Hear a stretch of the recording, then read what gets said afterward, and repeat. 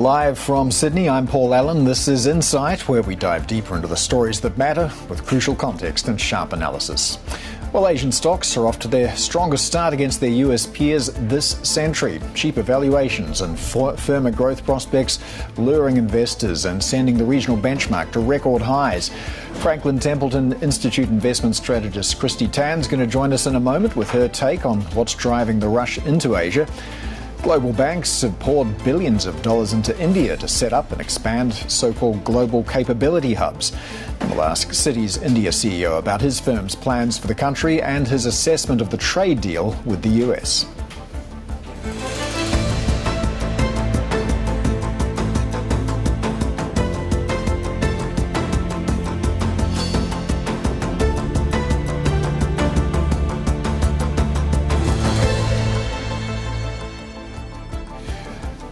We are tracking an extended rally in Asian stocks. The regional benchmark is up for a fifth straight day, touching a fresh record.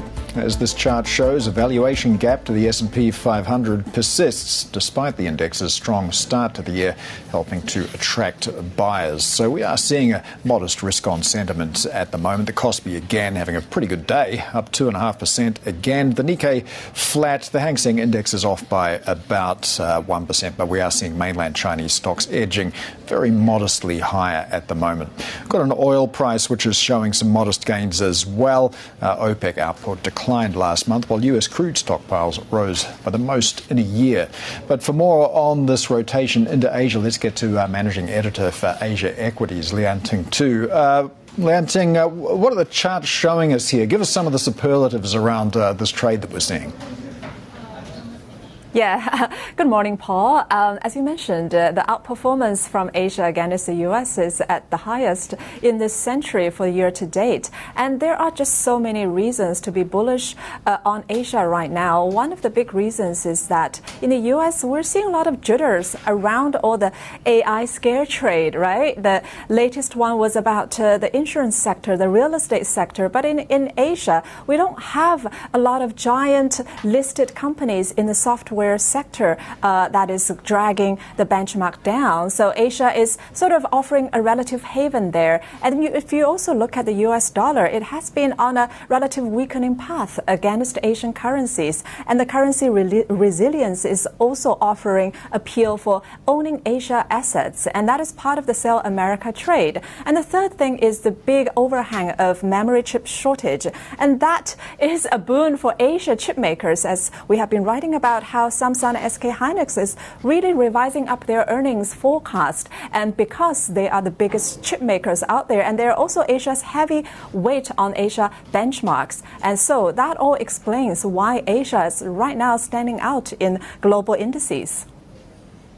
Yeah, it's an interesting rally, though, this one today, because as I mentioned at the start, it's a bit mixed. To your point on chip makers, again, we've got Korean stocks having a great day. Things are kind of flat in Tokyo, and we're seeing the Hang Seng Index go backwards. So is it really possible to generalize about markets geographically at the moment? Yeah, I think each market has its own quirks right now. Korea, yes, it is very much about chips. And if you look at China's retail flows, we've been talking about how retail investors have largely set out in this Korea rally, which doubled in the last 12 months. And now there are signs that retail investors are actually coming back. If you look at margin financing, it's at a record high. That means retail investors are using leverage to potentially get into the Kospi stocks. And if you look at Japan, the interesting thing that is going on is strong earnings. The latest that we saw was Shiseido doing really well despite the kind of tensions between China and the US. And China, going back to China, as you mentioned, Hong Kong is not performing as robustly. The reason is really, the earnings concern. Chinese 4Q earnings actually is deteriorating compared with previous periods, and that is just not boding very well for China as a market, especially when earnings outlook is looking so good in Korea and Japan right now. Yeah, so just to bring us full circle, though, the MSCI, as we see on the screen there, better by 0.75%. So outperforming the S&P so far. It's still pretty early in the year. So how enduring could this rotation be? Are there any factors that could see momentum shift back to the US? Yeah, I see two things. One is the US dollar, right? The dollar weakness has really provided a tailwind for Asia assets. So there are also events or factors that could reverse that dollar trend. So that's something really we should be watching out for. And second thing, as I mentioned, I think China is another thing to watch out for. Of course, there is Lunar New Year holiday coming up. So the kind of spending, consumption, all these movie, box figures, these are the things people are closely watching out for the next catalyst for the China performance. So if China starts to underperform, it will drag down the overall Asia benchmark. So I would say the dollar and China would be two things to look out for.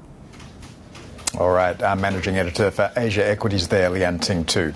Let's get a bit more on markets. We're joined by Christy Tan, investment strategist at Franklin Templeton Institute. Christy, thanks so much for making the time today. And I'd just like to start by getting your view on that shift that we're seeing with the MSCI Asia outperforming the S&P. In your view, is this simply a better valuation story, or is there another narrative going on here? Well, I think there is, this broadening of the market theme that we have been highlighting since last year and the start of this year as well. And we do think that what we are observing is probably a healthy deconcentration. We remain constructive on U.S. equities. We think S&P 500 target around 7,000 to 7,400 will still hold, and that's supported by earnings of around 8 to 13%. And but what we are observing right now is that rotation. And this rotation is spreading not just within the U.S. sectors, but also outside of the U.S. And understandably, I think we have seen Korea stock market did exceptionally well, and followed by Taiwan and Japan and Hong Kong. And this is a great time to consider a more diversified equity playbook. And that includes the international markets outside of the US. And if we look at some of the idiosyncrasies, right? So Korea is an interesting market that can look fully priced in a headline rally and still be structurally undervalued in the fine print, right? So I think we are looking at two very tangible engines that's driving this re-engagement and interest in looking at in Korea, apart from valuation. So, Korea is central to the AI memory supply chain, and it also has a very constructive defense export cycle. And this is becoming economically meaningful. Of course, there's still the debate on to how durable this valuation re-rating will be. And this has to do with essentially the governance and what reforms that is going to be addressing the roots of the Korea discounts rather than the symptoms. And if we move to another area, which is China, and so two different factors. So China, I think in 2024, we saw the fiscal stimulus provide that bottoming up prospect for Chinese equities. And then at the end of 2024, we had that DeepSeek moment. And so that has to do with China and innovation. DeepSeek was just one of the many moments, but it was the one that caught global attention. And for China, I think we can't not talk about valuation. It's 12 times forward PE relative to 26x for S&P 500. So China is nowhere near expensive.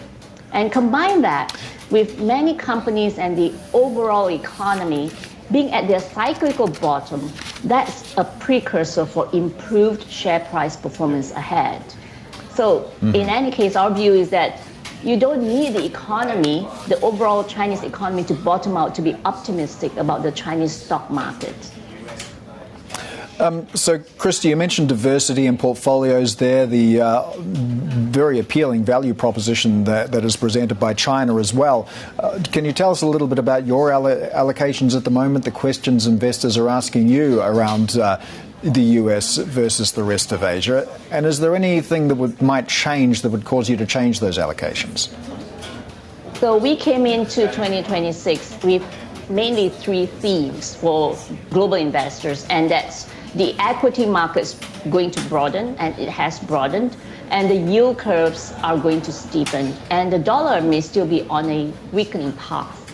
And so we extend that framework through, say, equity markets and perhaps, investments, right? And with fixed income, of course, providing that cushion in case of a drawdown. But 2026 looks like it will be a year of 3 bulls for equities and not one big, beautiful bet. So the 3 bulls that we think investors should budget risks to, one is the smart bull, and essentially that means AI and innovation, and US, Taiwan, Korea, and even in terms of the biotech healthcare sector, that falls under the smart bull regime. And this essentially what we are trying to say is that it's a shift from build out to adoption to monetization. We know that there's a lot of capex being spent and being prepared or planned, but at the same time, I think we are more inclined to look at the integrators, the enablers, and those that have very strong and solid cash flow proof points, right? And the second bull is the slow bull, and China is at the top of this. So we're looking as well as this is kind of like a low slope, high dispersion type of market and a path, and that has modest index gains, but nevertheless is steady and stable. So we're looking at fast leadership rotation as well to avoid concentration, and active selection is key in this. So I think in terms of China as well, I think it could actually expand to other Asian markets to benefit and participate in the slow bull. The third bull is the reform bull. Yeah, so we're talking about India and Japan and governance, and this will boost the expectations of earnings and companies' earnings prospects into better share price performance. All right, Christy Tan of Franklin Templeton Institute is sticking around. We're going to take a closer look next at the growing jitters around the AI trade. Real estate services stocks, they're the latest to be hit by worries over AI disruption. We'll bring you more on that. This is Bloomberg.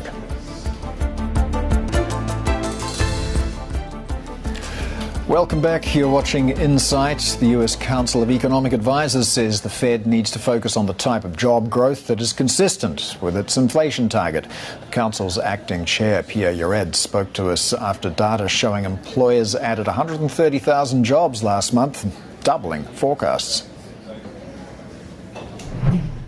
It's a blowout report. It exceeded almost every single forecaster out there, I think, except for 2. And not only is it total jobs that are up above expectations, it's also private sector jobs that are at 170,000, so more than, or 160,000, which are more than double expectations.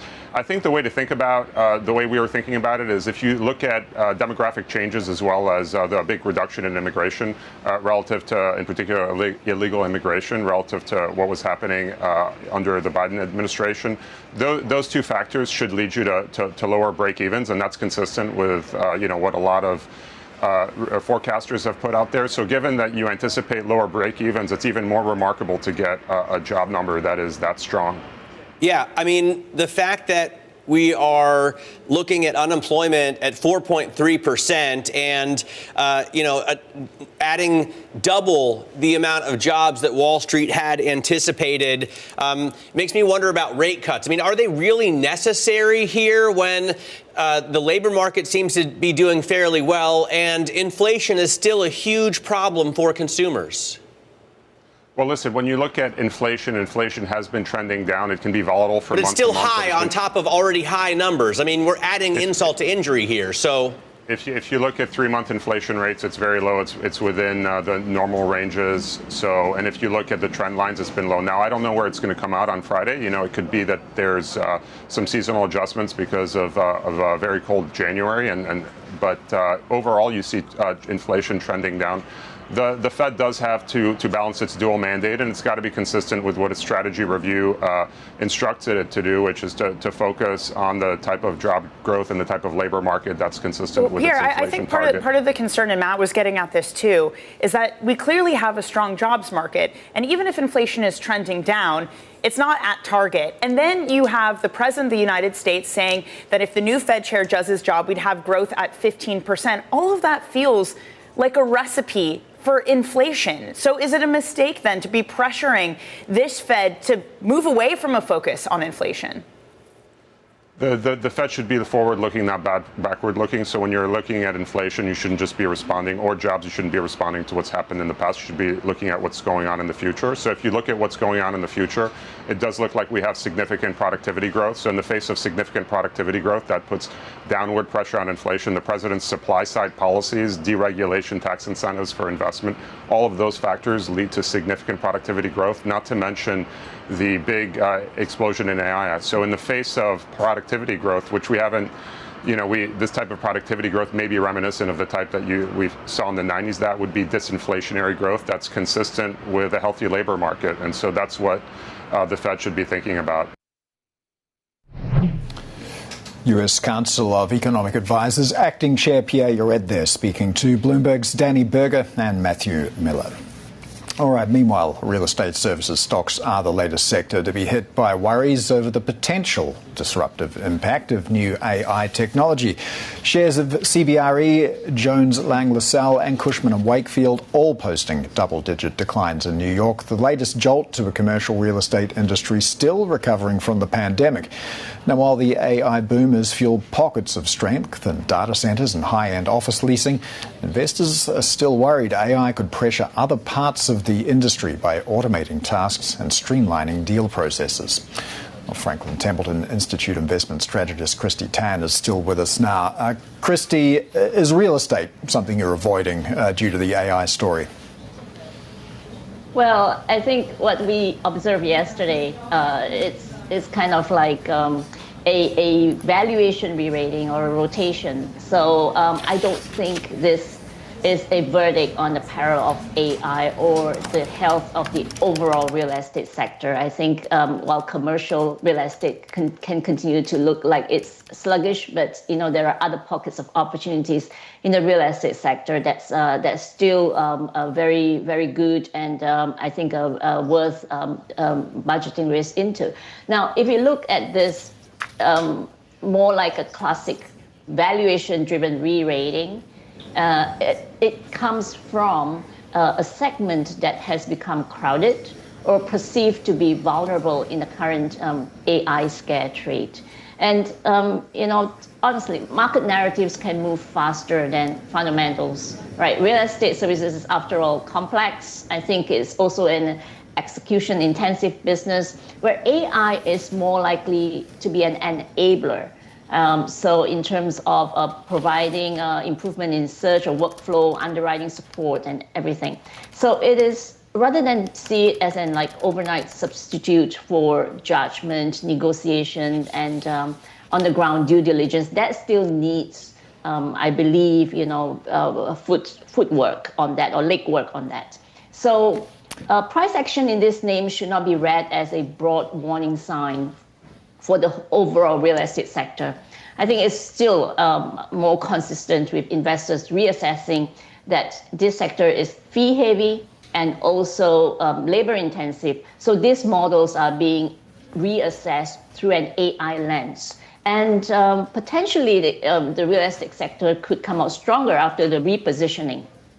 So I'll say that this episode is a reminder to stay disciplined and to stay diversified, as well as monitoring valuation and positioning very closely, and to differentiate between the near-term sentiment swings and the longer-term earnings power, because at the end of the day, what drives share prices is probably the earnings ability. So and we want to look at how these sectors and some of these companies integrate AI into their platforms, and that could actually be a positive in the long run.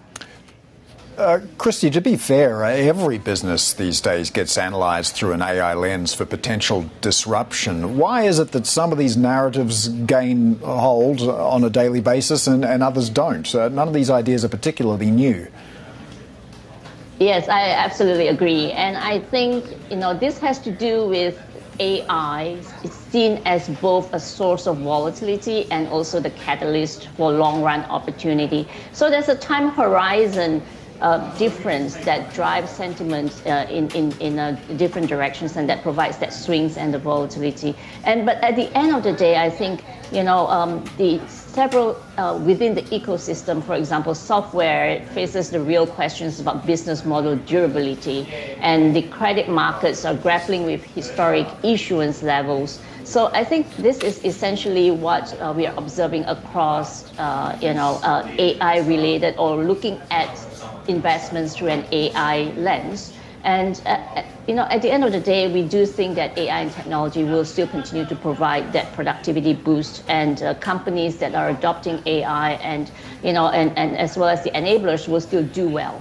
So, and if you look at the latest job markets, right? So, is AI detrimental overall on the job market? We have not seen that evidence yet. So macro fundamentals remain solid, right? And at the end of the day, I think the biggest winners may emerge, within and also outside of the current AI spotlight. And that could include banks, financials, industrials, utilities, and even, also within the AI realm, the semiconductors may actually even continue to show signs of improvements. Mm-hmm.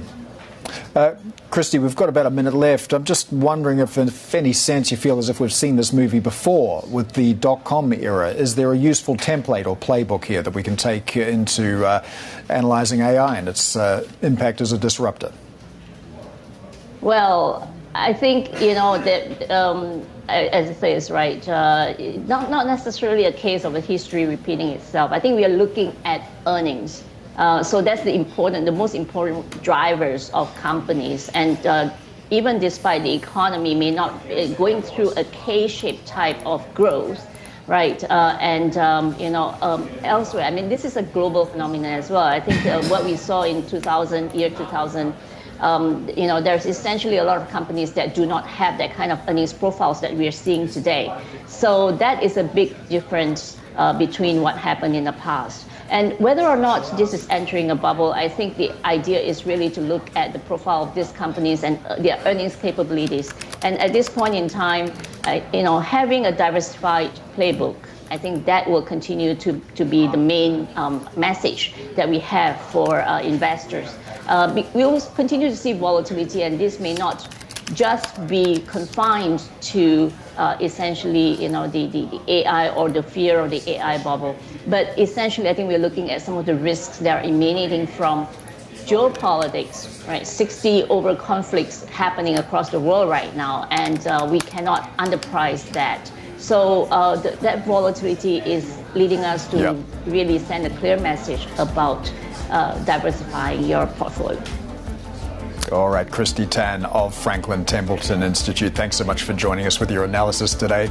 Still to come, we'll take a closer look at how India's long-awaited trade deal with Washington will shake out for businesses and markets. We'll be joined by Citi's India CEO, K. Balasubramanian. This is Bloomberg.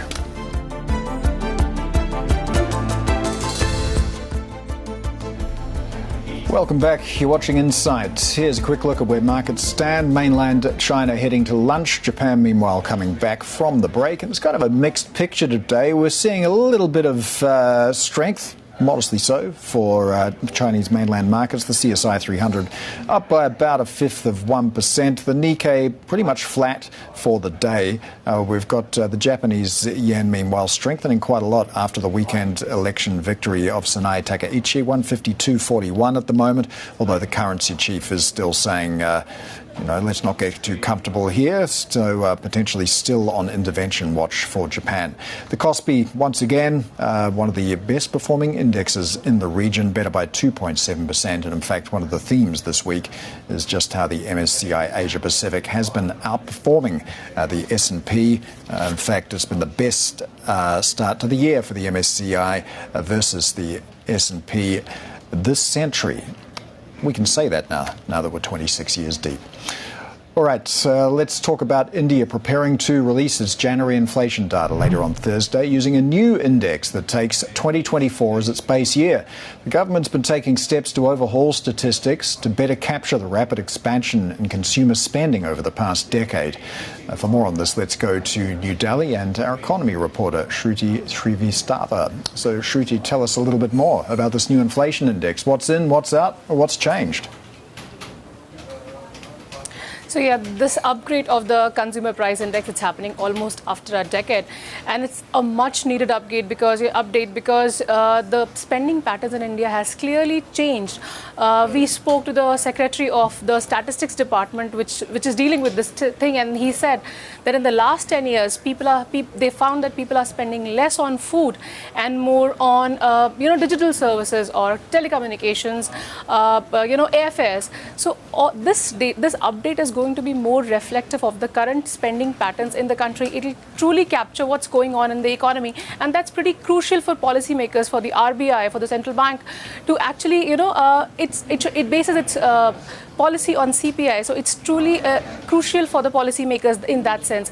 So in terms of what is out of this, people are spending less on cereals, rice and wheat. So that is, the weight has been reduced for that. People are consuming more fresh fruits, more dairy, more meat.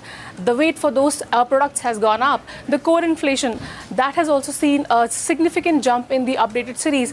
So the volatility of food, that has been brought down because, that was one of the main concerns in the last few years that we have seen. People have been questioning, how volatile food price, it impacts CPI. With this updation, there is a belief that the RBI would be able to better, take monetary policy decisions, and the transmission would be better. Yeah, to your point, I'm just reading here, the old index included antiquated items like video cassette recorders, radios and horse cart fares as well. So, fair to say this series did need an update. So what's the reaction to this change been from economists in the markets?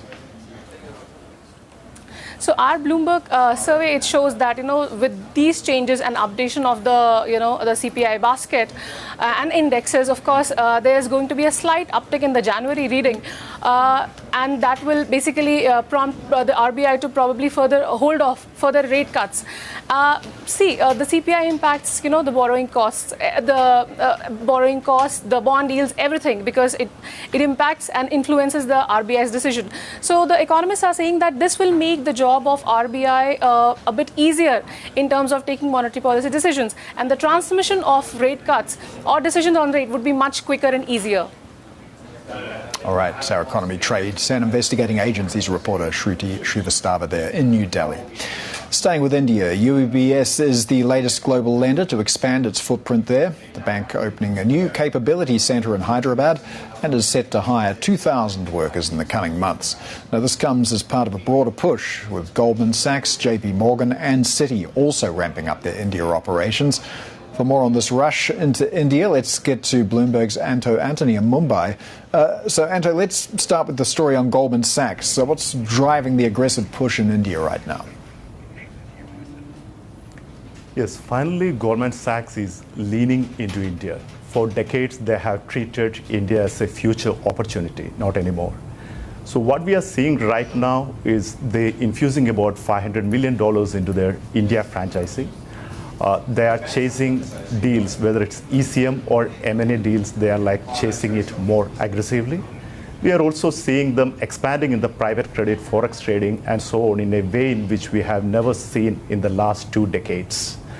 So this comes at a time when the Indian IPO market is one of the busiest in the world. In the recent years, we had record share sales. And Goldman is looking this as more as a conduit into the broader businesses, which will be lending, which is private credit, M&A, and so on. So definitely we are seeing a big pivot in Goldman's strategy in India after almost 2 decades. India is no longer a peripheral market for them. They are leaning in like never before. So we're also reporting on UBS expanding its global capability centre. How's that fit into the broader Wall Street story? That shows that the global banks are really building 2 Indias. One, those like Goldman Sachs, Citi, JP Morgan, they are obviously expanding their deal making in India, lending in India. Goldman obviously don't have a lending franchise out here, but JP Morgan and Citi, they are selectively doing that also. And while those like UBS, of course, the other foreign banks also have a technology investment out here, but UBS investment, opening a back office, opening a global capability center in Hyderabad with about 2,000 roles, it shows the push which the global banks are making in India in terms of technology, AI, and so on. These are no longer back office operations. Here they are doing data analytics, product development, risk management, and so on. So overall, we can say that India is moving from periphery to center of how global banks are run in terms of technology, product development, and so on, while they also choose deal making in a more aggressive manner. All right, Bloomberg's Anto Antony there. Well, joining us now from our Mumbai studio is Citi's India CEO, K. Balasubramanian. Bala, thank you so much for joining us today. I just want to pick up on some of the points that Anto was making there and ask you what Citibank's or Citi's focus is for India for the next couple of years.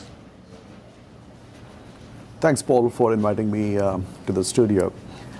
Citi actually has been in India for more than 123 years. In fact, next year we are going to be celebrating our 125th year in India. And as you know, we exited the retail business 3 years back.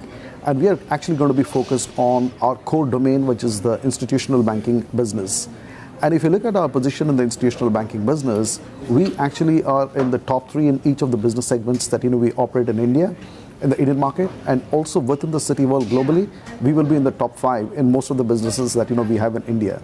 Our focus continues to be basically deepening our coverage with our key clients, expanding our commercial banking business in terms of that being a big growth engine, continue to be the leadership position that we have in the investment banking across advisory and capital raising, both from the private and public markets, and also using our network, which is across 94 countries, to be more relevant to Indian conglomerates and also to multinationals, which is coming into India. I think this is a very big strength that we bring to the table.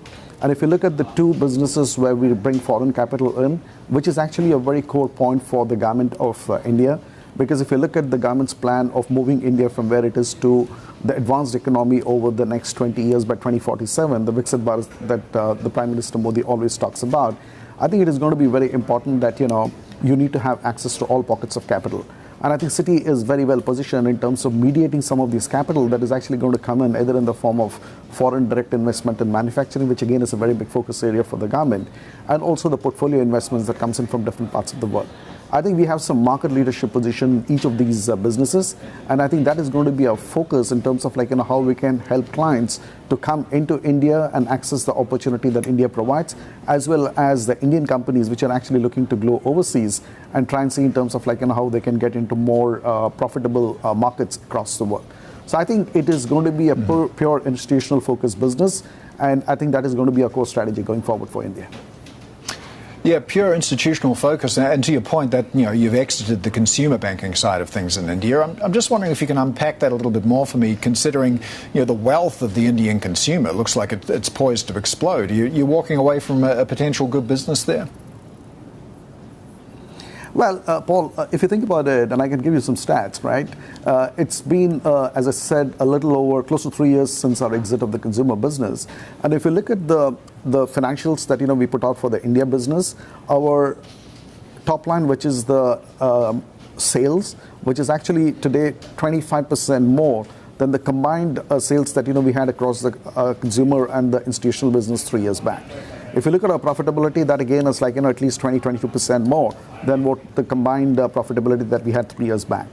And then if you look at our balance sheet size across deposits, assets, and other key parameters, we have all seen a significant growth. So basically, the capital that we released from the sale of consumer business is actually getting reinvested into the institutional business.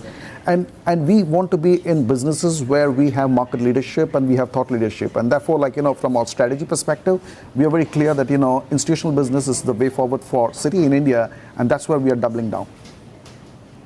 Yeah, so tell me a bit about if you're planning to expand roles and where those might come from. Would you be pulling in people from the rest of the region or the rest of the world, or are you looking to hire more domestically? Well, I think we started this capability centers, the GCC as it is called today, at least 4 decades back, when the concept of GCC was non-existent in this part of the world. And it's no more a question of cost arbitrage where we are hiring people in terms of doing the same job at a cheaper cost. But today, I think the type of work that is happening in our capability center is absolutely cutting edge. They are using artificial intelligence, both predictive and generative, in terms of trying to bring in efficiency.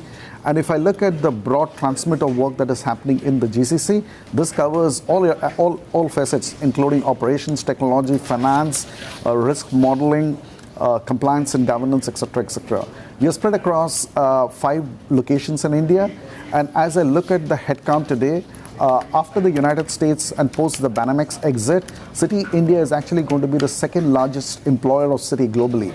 And this is a position that we potentially will continue, considering the access to talent that we have and the quality of talent that we can hire in India, which are basically helping Citi's operations across 80 different markets that we operate.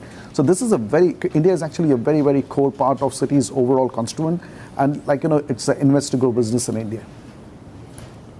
So you're going to have a strong focus on commercial banking going forward. I'm wondering if you can give us a sense of how global rates, volatile capital flows, some of the outflows that we've seen from India in 2025 are going to impact foreign direct investment, or are you relying more on domestic demand?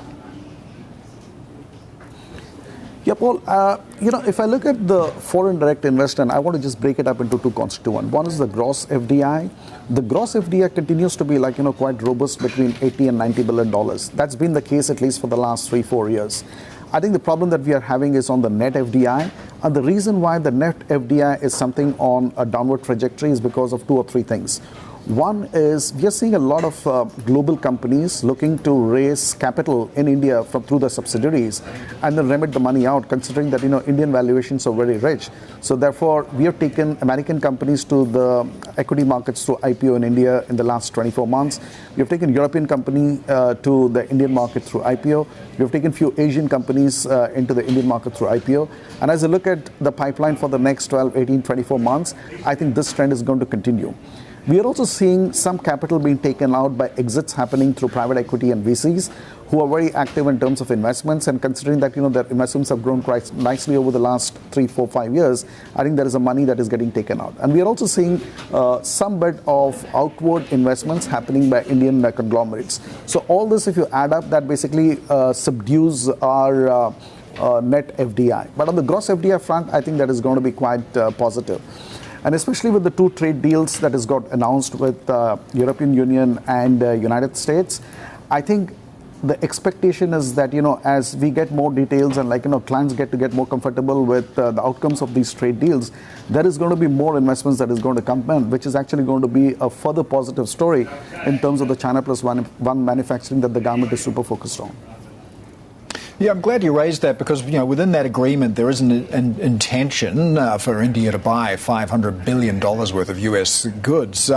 Does corporate India's balance sheet have the capacity to absorb that much American hardware and energy? See, I think as I look at, and first of all, we need to wait and see in terms of what are the final details of this trade deal, and I expect that that potentially is going to come over the next few weeks and months. But broadly, if I think about it, I think there is going to be opportunities around energy. There is going to be opportunity on agriculture. There is going to be definitely opportunity on defense. As you know, civil nuclear is something that the government is in the process of opening up. So there is, of course, going to be opportunity on SMRs, because India doesn't have the nuclear technology, and they potentially will be open to getting technology from United States, some parts of European Union, and even some of the Asian countries like Japan, etc. There could be further opening of financial services, we saw the insurance sector being opened up, and there is clearly a need for reinsurance of some of those high-ticket items like marine, aviation, etc., which the country is moving in that direction. And then there is also going to be more partnership on defense, which is around rockets and some of those new emerging technologies. So I think if I broadly think about it, there is going to be a lot of opportunity that is going to open up. And my sense is it's going to be a two-way street, where the labor-intensive sectors that India is always focused on, which is around textiles, horticulture, agriculture, gems and jewelry, etc., which will all again get a fill up as we look at the trade deal getting opened up with both EU and US. Well, we've just had markets open in India while we've been talking. We've still got a rupee there, pretty weak at just above 90.5 versus the US dollar. Now that trade deal's been settled, do you feel like there might be some room for the rupee to strengthen, or are the other fundamental pressures just too great? Well, the RBI has been very constructive in the way they have managed the rupee, at least in the last few quarters and months.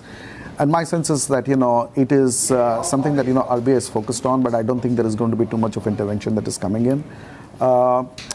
As we get more details of trade deal coming out, both in EU and US, I would expect that, rupee potentially will find its right place. As you know, between 2025 January and today, rupee has been the most underperforming currency in Asia. We've seen close to around 7% depreciation of rupee from the start of 2025 to where we are today.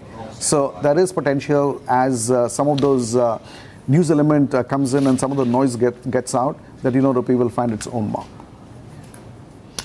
All right, K. Balasubramanian, India CEO and cluster head of Banking India Subcontinent at Citi. Thank you so much for joining us today with your insights. Let's have a look at how Indian markets are tracking at the moment. Of course, as I mentioned, markets had just opened and, perhaps not really seeing much of a tailwind from that deal signed with the US at the moment. We're seeing a little bit of softness, in fact. The Sensex off by about 1/3%. The Nifty Bank Index performing a little bit better, though broadly flat at the moment. All right, still to come. Singapore Prime Minister Lawrence Wong is set to present his government's latest spending plans. That's going to happen very soon.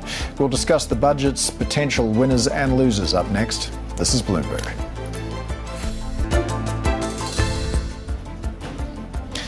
Welcome back. You're watching Insight. We're keeping an eye on Singapore assets ahead of the annual budget being delivered in just a few hours. Prime Minister Lawrence Wong is expected to outline his government's spending plans with a focus on AI and new technologies. For more, let's bring in Bloomberg's Avril Hong in Singapore. So, Avril, give us a sneak preview. What are we expecting to hear later?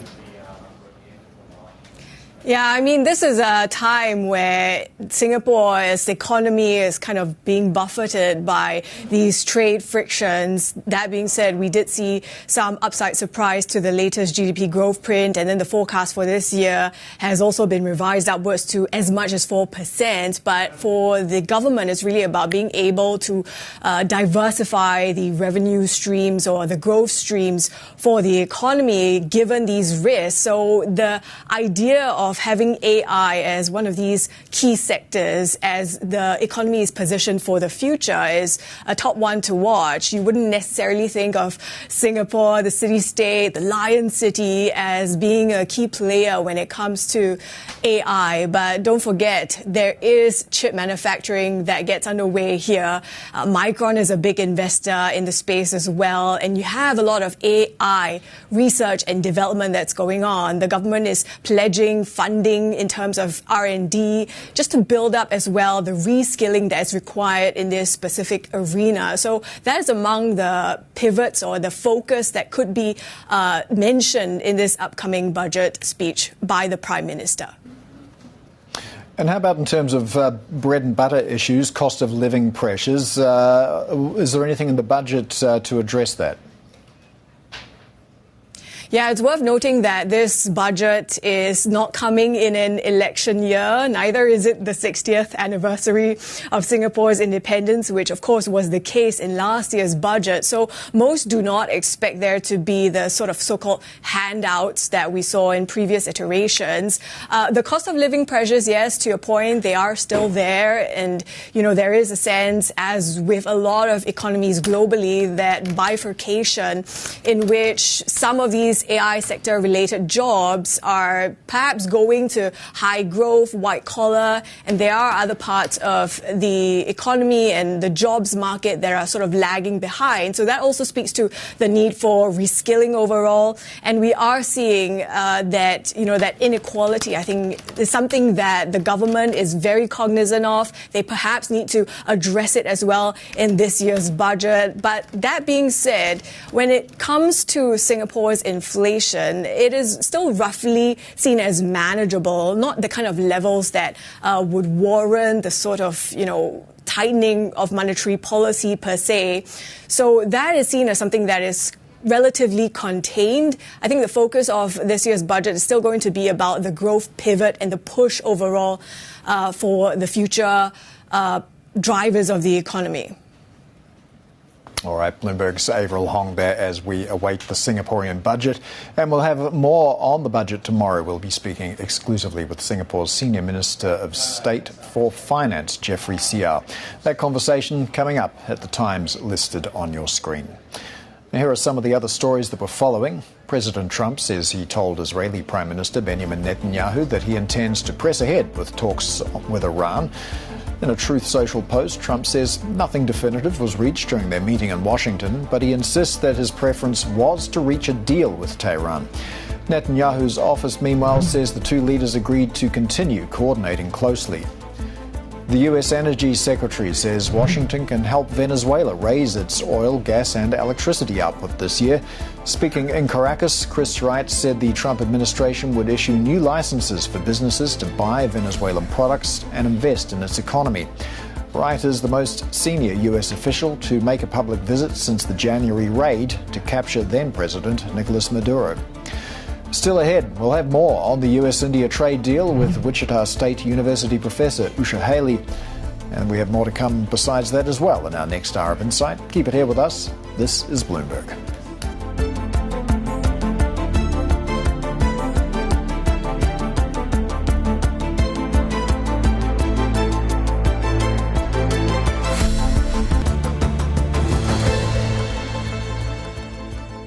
Let's take a look at how markets are tracking this Thursday in the Asia Pacific. It's a bit of an odd day. We're seeing overall a pretty powerful rotation out of the S&P towards the MSCI Asia Pacific. We'll talk more about that in a minute, but that index better by 2/3% at the moment. Outside of that, though, kind of a mixed picture. Indian stocks opened about 15 minutes ago, seeing a little bit of softness for the Sensex, off by 0.5% now. We've got the Nikkei, though, in modestly positive territory, up by a fifth of 1% now. Once again, the Kospi leading the way. Those big tech names out in front again, better by 2.5%. But we are seeing a little bit of softness in Hong Kong. The Hang Seng Index off by 0.9%. But overall, a fair bit of green on the screen. Crude also catching a bid just below $70 for Brent now. Some interesting factors here as well. OPEC Plus output declined last month. U.S. crude stockpiles, meanwhile, rose by the most in a year. And while President Trump continues to talk about peace with Iran, the Wall Street Journal reporting a second carrier group now on its way to the Middle East. All right, for more, let's get to Bloomberg MLive strategist Mark Cranfield. And Mark, I just want to start by this impressive start to the year we've had from the MSCI Asia, outperforming the S&P. This is, I think, the best start to the year this century. I think we can say that now. What's driving this move? Well, I think if you look at what's happening in Asia today, it really tells you most of the story you need to know about what's pushing Asian equities around. Samsung and SK Hynix, there's almost insatiable demand for these two stocks because of the outlook on AI hardware investments. We're also seeing similar story for Taiwan Semiconductor that happens to be closed today, but you can see it's just a few major stocks in Asia who are really absorbing massive flows of investment because the story at the moment is still very positive. People want to believe that you can keep on investing in the AI story and it will continue to do very well, apart from the software sector. And that's why Chinese equities, the Chinese tech stocks in particular, are having a pretty rough time at the moment because so many of the major companies, Alibaba's, Tencent's, JD.com, these kind of guys, they rely more on the software side, which is having a pretty rough time at the moment. You can see the spillover from the United States. So we've got a complete split in direction. Now, it's going to be pretty interesting because we're going to go into the holiday break next week. Several markets are closed, including Korea, China, for several days. Taiwan's closed already. And by the time they come back, we could also be getting a situation where some of the best has been seen in the US tech names as well. So they really need to keep driving forward. Otherwise, it will reflect badly on Asia as well. So even though Asia's going into a holiday break, it's going to be a pretty nervous time because they'll be watching closely to see what happens in the United States and whether or not the momentum starts to fade away there and it could affect Asia by the time they come back. Yeah, I want to talk about the US side of things in a moment, but you say apart from the software sector, could we add another one to that list too? It's also apart from the real estate sector, but my broader point is that it feels like at the moment, every couple of days, the market wakes up to the idea that AI could destroy a whole another industry. I mean, you know, where does this fear narrative end? Because it could upend everything if you really think about it. I think if you take it to its logical conclusion, anybody who has a job which is mostly based on looking at computer screens is seriously at threat from an AI concept of some sort or another. So everybody really is across the board, whether you're in real estate, whether you're in any kind of job which is adding services, mostly based on computer software functions, these could all be absorbed by AI software. And that's what investors are beginning to realize, is it is very, very widespread. There seems to be almost no end to the ability for new AI-developed softwares to be able to take over some of the roles that people are doing, whether it's in the legal field, whether it's in the accounting, back office services in banking. There are just so many functions which could be hit by a piece of software developed in AI doing the job better than a human being. So that's what American investors have been pricing for. It's starting to feed its way across into Asia as well. We'll probably find over the next coming days and weeks even more sectors where we start to see, particularly when you think of companies like Anthropic, they're developing their AI tools so quickly, people can hardly keep up with the changes. And given even during the holiday period, we'll probably find there'll be more by the time we come back from that.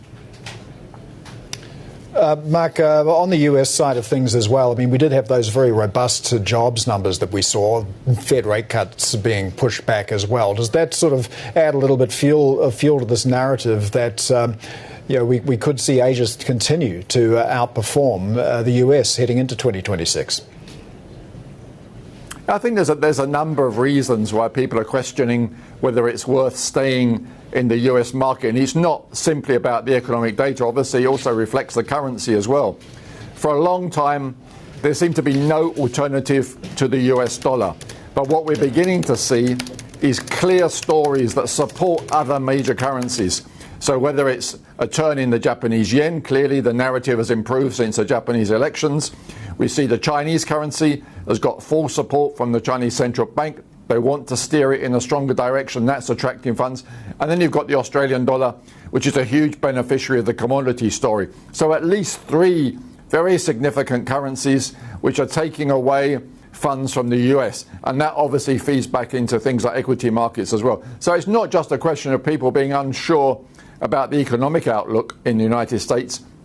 They have real alternatives of where to put their money, currencies which are much more interesting. And then you've got the European story as well, particularly with the defence sector in the background. So more so than at any time since President Trump came in, you're seeing people starting to see good reasons for moving their money away from the US dollar into other places. Mark Cranfield there. Thanks so much for joining us. And we're joined now by Richard Harris, CEO at Port Shelter Investment Management. And Richard, just picking up from what Mark was saying there, can you describe for us your allocation between Asia and the United States at the moment? Has it changed recently?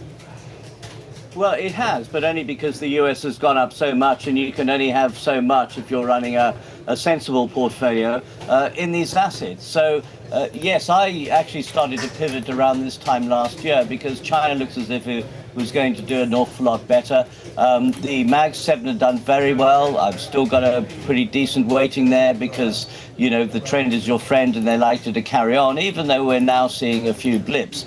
So, yes, I still think you want to be there. But in terms of what Mark was saying a moment ago, yes, European defense industries looks pretty interesting. Asia's looking interesting. Korea's not only got the issue with chips, but they also have a defense industry. Japan has a defense industry, and people are going to look to diversify their source of supply. So I think, you know, Mark alluded it to as well. We're all seeing a real significant pivot, I think, mainly because the Trump administration has thrown a lot of the chips in the air, and they're falling down in all sorts of unexpected places. How quickly could things change, though? And, I offered Mark one potential catalyst. What if we don't get Fed rate cuts in quite the timeline that we might be anticipating, or at all? Would that make this tide flow even more quickly?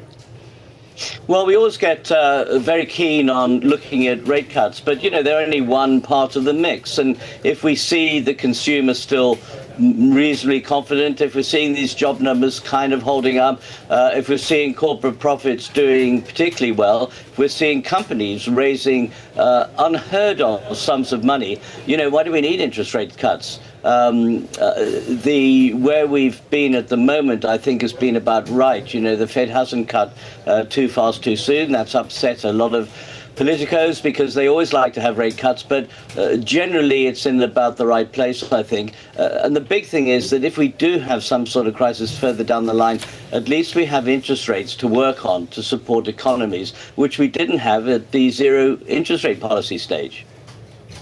Yeah, why do we need cuts? It's a potent question. But getting back to the Asia investing story, today's an interesting case study, really, because as you mentioned, as Mark mentioned as well, we do have some markets performing well, some not so well. So when you are being selective, what are you looking for? Well, I think that China still looks pretty good. Of course, it's had a bit of a hiatus, I think, in the last 3 months or so. But it seems to me that, yes, that's very much a K-shaped or maybe a reclining V-shaped economy, too, with parts of the economy doing particularly well because they really are on the leading edge of technology, and parts of the economy still burdened, for instance, with high debt levels, like the property sector, about which there's more news today in terms of that areas of that sector needing to be rescued. So I think China looks very interesting. The one thing I think is interesting that people aren't really talking about is the fact that the Chinese authorities are very keen to see the renminbi used more frequently in trade, more as a reserve currency. Now, they have some big structural issues to work through, not least the fact that it's not really convertible at the moment, and it's going to take some time before that comes through. But I think that there is likely to be a policy of relaxing that. It has to happen over the time, and that means that the renminbi is likely to be the currency to watch, I think, over the next few months. Yeah, longer term, do you see this sort of de-dollarization drift continuing? Because as you mentioned a moment ago, President Trump has thrown a lot of the chips up in the air. Do you see this shift away from the US dollar gaining momentum? Well, if the dollar wasn't the dollar, it would be a lot weaker than it is now. But it is still the reserve currency. It's got 80, 90 years sort of post-war, where you're in a situation where the dollar has been, if you like, the lingua franca. It's been the currency of last resort. It's been the currency that people go into when there's a crisis. And I think that will still remain. It's still a great brand, and it's difficult really to knock brands off their pedestal. So I think people will still stay in the dollar. If there's any real crisis around the world, I think they'll still look to the dollar as a safe haven. But let's face it, not as much as before, because there are some other alternatives creeping through. Global reserve currencies don't last forever, do they? They all have a lifespan, and it's around about 100 years. Where are we in the US dollar life cycle? Do you see this ever ending? They do. You can go back to Roman denarii, you can go back to the pound sterling, which were all the currencies that everybody uses. But, in our modern age, many, if not the majority of global companies use the US dollar as their accounting denomination. And you've got these kind of things that make it the currency that people will tend to look for. It's everybody's second favorite currency, isn't it? Unless you're American, in which case it's first. So I think it's got a lot of cachet attached to it. And it's this brand thing that makes it difficult, I think, for people really to take the plunge and say, right, we're going to de-dollarize completely. I don't think that's going to happen. But yes, we are perhaps in a period of decline from the heights. One of the things we raised with Mark earlier was a lot of this fear around the AI trade at the moment. Software as a service had a moment last week that seems to be continuing. Real estate firms having a moment now. Are there any other industries that you think really are primed for disruption at the moment?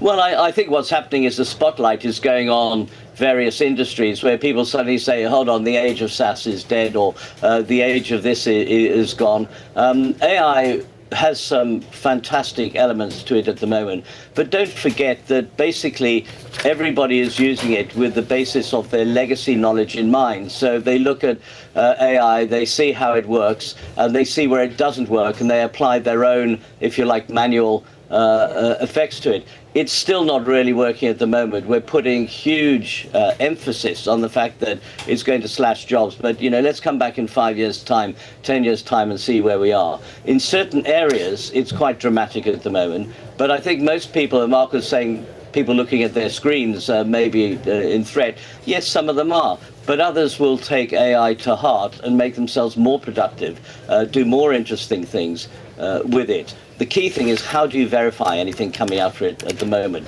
It's a black box, and it's a black box that doesn't always provide the right answers. Yeah, as you're speaking there, we are seeing a number of Indian-listed tech names in decline at the moment, among them Infosys, which is one of the software-as-a-service companies, continuing to slide. So, when you approach the AI theme, where do you put money to work? Are there sectors that you avoid, like SaaS, and are there sectors that you think are going to be a home run? Well, I think if you look at where is AI going to end up, we're having enormous sums of money being raised.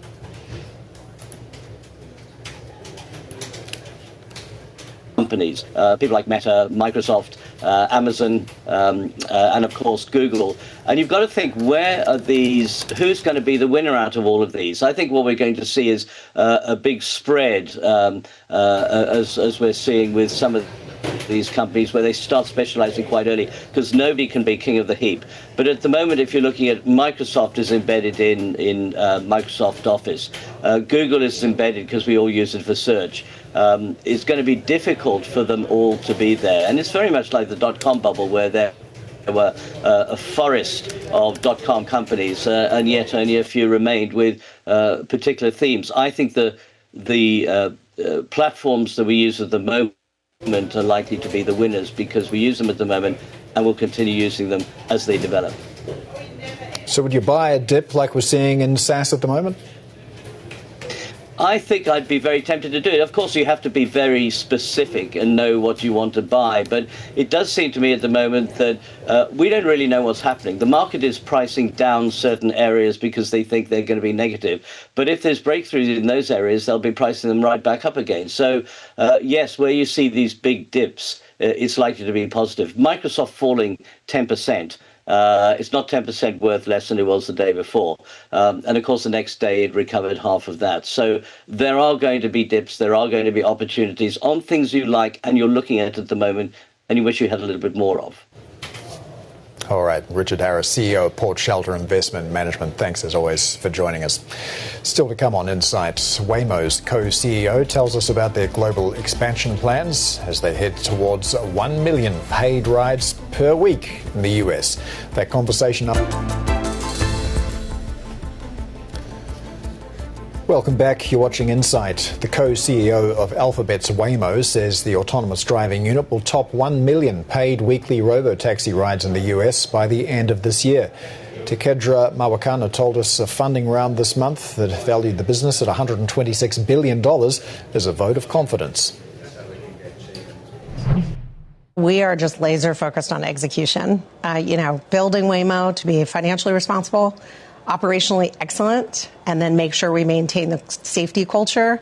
That's what we're really focused on. Having this vote of confidence, as you said, not only from Alphabet, but from our 3 co-leads from this round and from all of the new investors who decided to join our cap table and the existing ones who doubled down on their belief that this is the right opportunity to fund. And so we just feel humbled. But also, there's a lot to do. So we're just really focused on making sure that we can scale, focusing on our 2 first international launches, right. London and Tokyo, and scaling across the United States. We do not yet have, although there has been progress toward just this week, a federal level framework, set of rules.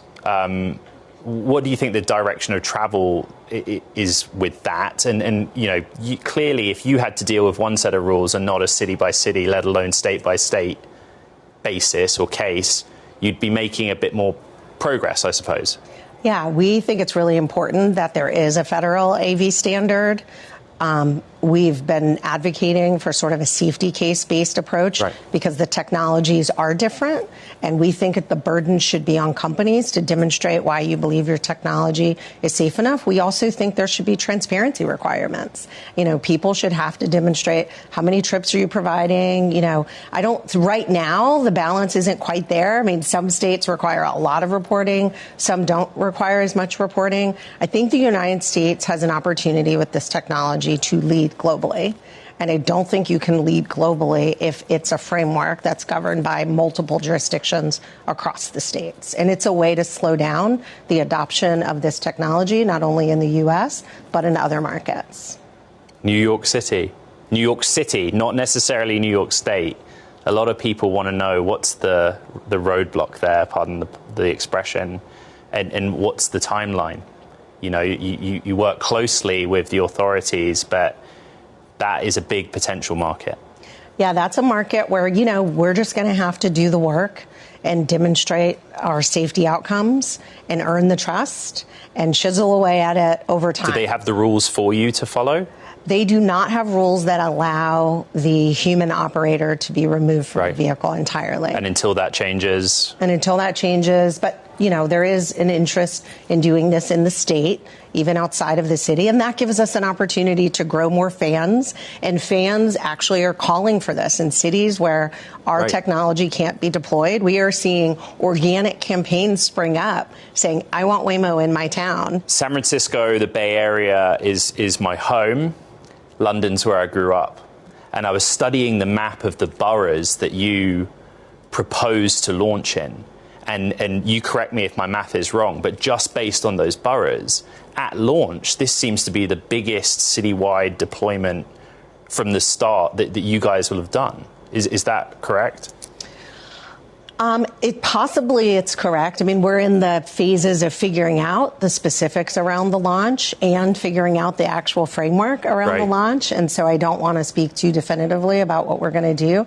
But what you're speaking to is we're not gated by the technology. Right. And we have the appetite to scale, and we want to partner and do so safely, and we want to earn trust. So that's there's a lot of levers there that we have to figure out how to strike the right balance and how to make sure that we're introducing it to the community, both to meet the demand and to grow the trust. I asked because of those 20 cities to come, London is one. Yes.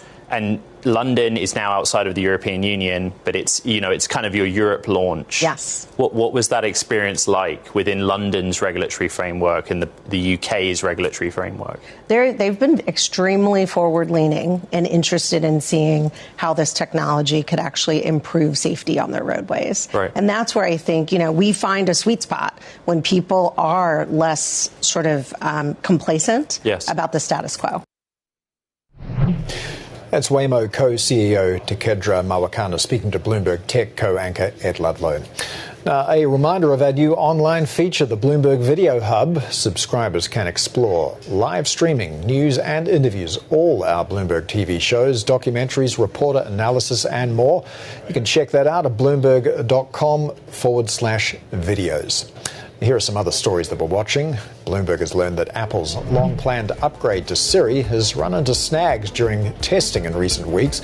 Sources say Apple is now working to spread the improvements across future versions instead of in an operating system upgrade slated for March. We're told testing has found the voice assistant can't properly process queries and faces accuracy issues. Morgan Stanley boosted CEO Ted Pick's pay last year to $45 million. 3/4 of his bonus will be deferred over 3 years, with the entire incentive to be awarded through equity.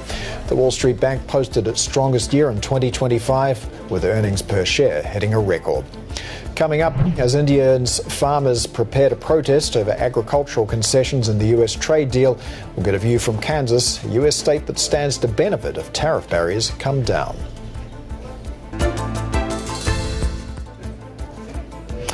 Welcome back. You're watching Insight. The Republican-led US House has passed legislation aimed at ending President Trump's tariffs on Canada. Now, the move signals growing anxiety over the White House economic agenda ahead of midterm elections. Let's get to our Washington Deputy Bureau Chief now, Laura Davison. Laura, there's a saying here in Australia, in politics, always back the horse named self-interest. It's the only one that'll be trying. Is that what's going on here? Yes, we are seeing at least a handful of Republicans break with their party and say that they want to repeal these tariffs. Now, it's very unlikely that this bill that they passed will become law. Trump can veto it. They need a 2/3 majority in the House and Senate to overturn that veto, which is unlikely to come to fruition because still the majority of Republicans are sticking with the president. But this really signals a growing rift in the Republican Party behind these tariff policies. You know, if you go back even just 10 years, Republicans were the anti-tariff party. Trump has really changed that. But as he's imposed all these sweeping tariffs, you have a lot of Republicans who are up for re-election this year who are worried that voters are discontented about the economy, the price of living, and they blame these policies for that. Yeah, and at the same time, we understand that President Trump is privately weighing quitting the USMCA trade pact. Now, this is a pact he himself negotiated and signed. What's the logic here? Yeah, so this is, something that Trump has been talking about both publicly and privately for several months now. There's a deadline in July for this deal to be extended. Generally, this is just sort of a paperwork kind of extension that you wouldn't expect, it to open up the whole deal for renegotiation or even having a party pull out. This is a really, really shocking development here. But how Trump is viewing this is he likes to have a maximum leverage position. We've seen that with him posing really big tariff levies and then pulling it back to a smaller number. That's one way to look at what's happening here. If Trump is looking at, how can he exert the most leverage over Mark Carney and Claudia Sheinbaum in order to go into this deal? There's been really strained relations, particularly with Canada, but also with Mexico over the past several months here, really since Trump came into office. So it's possible that this is just a negotiating tactic and not necessarily something that he's proposing. Noteworthy that, about 80% of goods traded in North America are covered by USMCA. So this would be a huge sea change if the U.S. abruptly pulled out. All right, Bloomberg Washington Deputy Bureau Chief Laura Davison there. Now, one of India's largest farmers groups has said it will join a nationwide strike planned for today. The SKM said earlier this week the Modi government had broken a taboo by including agriculture concessions in negotiations with the US on their trade deal. So let's get to our South Asia government reporter, Swati Gupta in New Delhi. So, Swati, what are the farmers protesting against in the content of that India-US deal? So largely the farmers are against certain measures that have been opened up by the Indian government. One of the biggest issues is that the government has not provided clarity on what has been included or excluded in the deal. So the lack of details is making everybody extremely jittery. And at the same time, the Indian government has said that it is opening up the market to allow imports for GM byproducts. And that is something farmers are quite against because they feel the Indian government is sort of opening the door a little bit to the imports, and eventually over a period of time it would open completely. And for a country that depends largely on millions of small farmers, this would be a deal breaker. So in terms of the significance of the protests, could it potentially have any impact on the deal?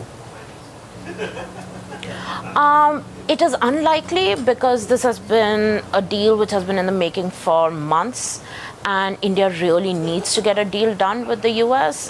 It's not just about agriculture products, but the 50% tariffs were really breaking certain industries and certain sectors in the country. So Prime Minister Modi is trying to balance the demands from the agriculture sector along with other industries, and at the same time trying to figure out how to manage Russian oil imports as well. So it is unlikely that that balance can be changed because then the deal could collapse. The Indian government is just at this time trying to allay the fears that the farmers have of telling them again and again that certain red lines have not been crossed and certain products have not been touched and that they are safe and their livelihood is being protected by the government. Yeah, still, you mentioned the sheer number of small Indian farmers represents a fairly powerful voting bloc. What's the government doing to address the fears that they're voicing and opposition in general? So the opposition also has been up in arms over the issue. They have alleged that the Indian government is selling out its population to get a deal with the US. But the government has been rolling out officials, and the trade minister has been going around talking about how it is ensuring that the farmers are safe, how its priority is to make sure that India gets a good deal. What that deal is yet to be seen, because we still don't have all the details. All right, Bloomberg South Asia government reporter Swati Gupta there. Let's get the view from the other side of the trade deal now. Our next guest is Distinguished Chair in International Business at Wichita State University in Kansas, which is, of course, the heartland of U.S. agriculture. She also chairs a regional trade council, and her research has helped shape legislation in the U.S. and the EU. Usha Haley joins us now from Wichita. And Usha, I just want to pick up on one of the points that Swati was making there around the lack of clarity in this deal. Is that one of your takeaways at the moment? Are you having a hard time figuring out what's in, what's out? We've seen a few different versions and readouts. No, I'm not really confused. I think there's some tension, which, as there always is, between political optics and legal realities. So both sides have announced an interim framework, and they did so quickly because of the pressure, as Swati pointed out. But the agricultural sector in India is very strong, and that forced a recalibration of the language. Otherwise, the deal would have petered out. Words like commitment became intent, and then the references to sensitive items like pulses were removed so that there's a negotiating space. That doesn't mean the deal is collapsing, and I don't think Modi has sold out. It just means that the negotiations are protecting flexibility as they both work towards a comprehensive bilateral trade agreement. This is quite normal when it comes to... Sorry? Oh, I was just going to say that agriculture is very important to India, and no other country ever manages to cut a deal with anyone with India when it comes to agriculture. But this idea of it getting publicly tweaked almost in real time, then farmers announcing that they're going to protest, is the scene set here for some pushback, and would that make any difference? Well, I think it's fairly normal at this point. There's a headline. Both sides can claim victory, and then there's the technical precision that comes later. So I don't think it's that abnormal, especially with a country like India, which is sensitive about its sovereignty and agriculture and regulation and other things. And so it's not unusual, in my opinion. So on the U.S. side, and I think Modi has come out ahead, actually. Kansas, this is you're living in a very important agricultural area for the United States. How do you see this deal benefiting or harming farmers in the U.S. and your state more particularly? Well, obviously agriculture, but it depends on which agricultural products. Kansas exports soybeans. Beef would be a no-no with India, and some others. But I think partly with and again, the devil is in the details, so we don't know the details quite yet, but probably indirectly through aircrafts and the aircraft parts through Boeing, that could be an option. But the deal hasn't been hammered out. It's in the most general of terms. And in my opinion, I think Modi has done a really good job negotiating with Trump. He's gone beyond those schoolyard insults that Trump throws out ever so often, and actually put him in a position to where the United States and possibly President Trump as well feels some FOMO, fear of missing out. He took Carney's exhortation in Davos to heart. I mean, Modi went out and he made a whole bunch of networks and contacts within a few weeks. The EU, Britain, Canada, and a bunch of other countries that are beating their way to New Delhi, beating a path to New Delhi. So it is very I think he's doing a good job, and I actually think he's ahead of the game. When you talk about things like, minor changes to the language between, around words such as commitment, intent, these types of things, I don't think they're minor. No, I don't okay. think Well, the White minor. House has recently downgraded India's $500 billion purchase of U.S. energy in information communications. That's been pulled down from commitment to intent. I mean, what is this saying here? Is it a lack of trust in India's ability to deliver, or is it something else? Oh, no. It's just to keep the negotiations going, because I do think if President Trump doesn't think so, there are others in his cabinet and in his government who do, that he has probably overstepped because he's creating alliances elsewhere. And those alliances limit the power of the United States. I don't think Prime Minister Carney was off when he said that the middle powers need to band together, network, and they need to be at the table, otherwise they're on the menu. And that's what they're trying to do. They're going to be at the table in some way or another. And I think they're doing a good job of it. And I think the United States has noticed that it is being shut off. How stable does the agreement look? And I want to give you the example of Russian oil purchases, for example. I mean, tariffs can snap back to more punitive measures if the U.S. Feels that India is securing Russian oil. But, how effective is this? How does it get policed? And how does India maintain this stance, considering I think its long and proud history of non-alignment? I think those are very good points. Again, the devil is in the details. These are really broad strokes. Russia says India has said nothing. Modi has not said anything about Russian oil publicly. The only statements about Russian oil and the foreign policy and geopolitical strains in this agreement are from the United States. It's going to be very difficult for India to suddenly pivot on a dime and cut out Russian oil. India currently imports a third of its oil from Russia. 1.1 million barrels a day. So it can't really rush off that and then start buying American oil or Venezuelan oil, which is, by the way, very difficult for India to process, as well as being about 30. I mean, it's fairly expensive as well compared to Russian oil. Venezuela doesn't even put out that much oil. I think the entire production of Venezuela is like 900,000 million barrels a day. And India buys 1.1 million barrels a day. American oil it's a different quality. Crude oil, it's sweet and light. Indian processing plants are not really very good at that kind of oil. It's better with Russian oil, which is heavy and a bit sour. Let's also talk about the tariff rate that India's negotiated as well. It's lower than some of its Asian peers, such as Vietnam and Malaysia. But do you feel in some ways that this is a currency as well, that it's something of a race to the bottom in terms of seeing, how low you can bow to President Trump? I don't think India has actually bowed to President Trump. I think what India has done is it has pretty well calculated what it needs from the United States, which is high tech for its data centers. It needs some other things, that the it needs energy. So the United States does provide that option.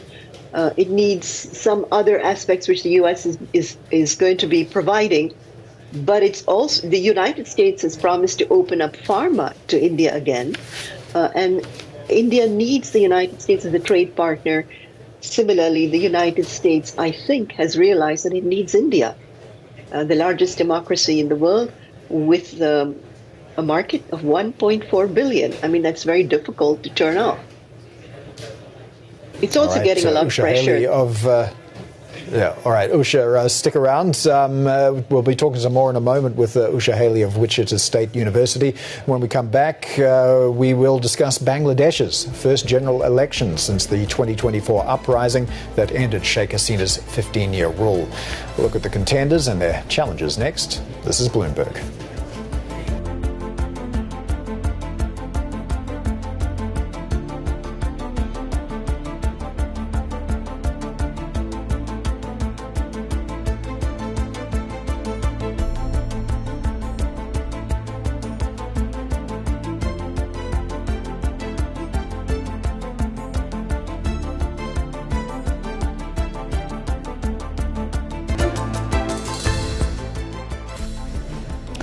Welcome back. You're watching Insight. Voting is underway in Bangladesh in the first national election since the 2024 student-led uprising. The vote will test whether one of the first Gen Z political movements can translate into electoral success or whether voters hand power back to the establishment. Let's get to Bloomberg senior reporter Dan Strumpf now. So, Dan, how are we expecting these elections to go, considering it will shape the future of the country for a very long time?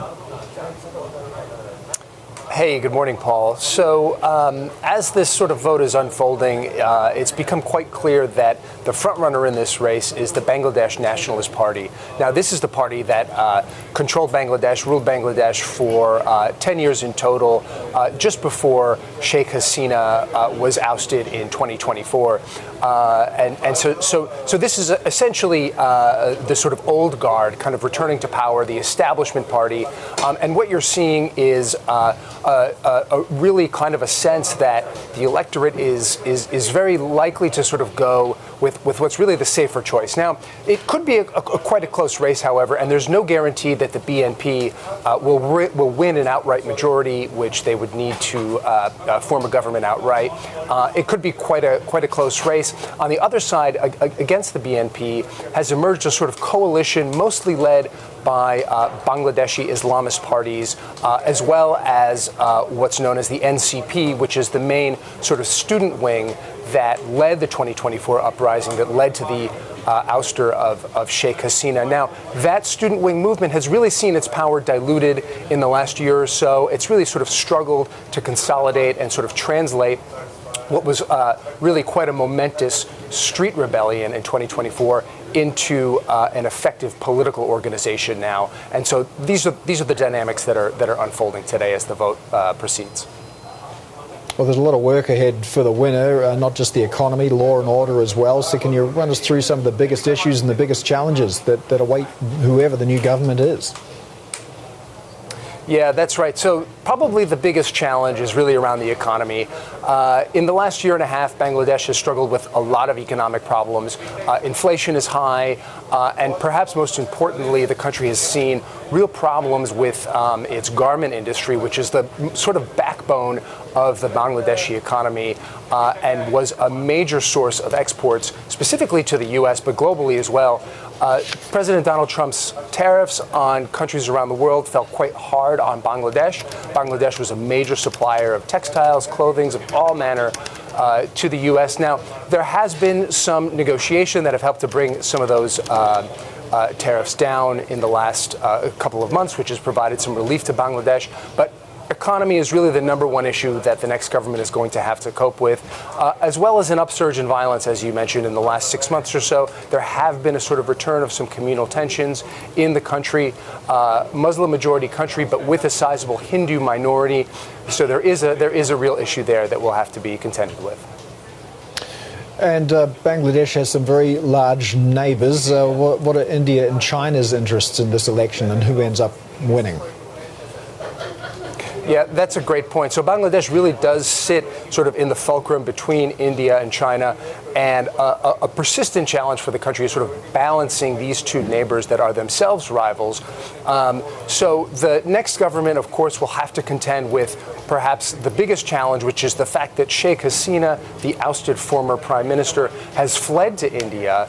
And this has really driven a wedge between the current government in Bangladesh and India.